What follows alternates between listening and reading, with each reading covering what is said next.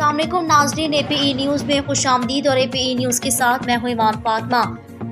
Update करेंगे आपको चन्नीगढ़ से हमारे APE न्यूज़ के नुमाइंदा मलिक अख्तर की रिपोर्ट के मुताबिक, जहां पाकिस्तान मुस्लिम लीग नून का चन्नीगढ़ में पहला पावर शो अवामी समंदर जलसागाह में उमंड आया।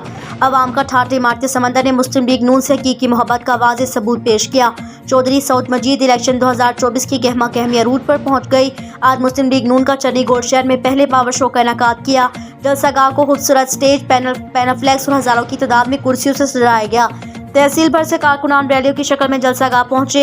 एक बारी फिर शेर के नारों से शहर की फिजा गूंज उठी। उम्मीदवार कौमी असम्बली हल्का N 165 चौधरी सऊद मजीद, उम्मीदवार सूबाई असम्बली साद मजीद ने जलसे आम से तारीखी खिताब किया। जलसा के शुरका से खिताब में कहा, जनूबी पंजाब की बड़ी तहसील अहमदपुर शर्किया यजमान की महरूमियों का अजाला मुस्लिम लीग नून ही करेगी। उन्होंने कहा, मुल्क की मईशत में बेहतरी, गुर्बत के खात्मे, आलमी सतह पर पाकिस्तान का मुनफरिद मकाम मुस्लिम लीग नून के बरसर इक़्तिदार आने से ही मुमकिन है। उन्होंने कहा कि आज जलसा में अवामी समंदर ने मुस्लिम लीग नून से वाबस्तगी का सबूत पेश किया।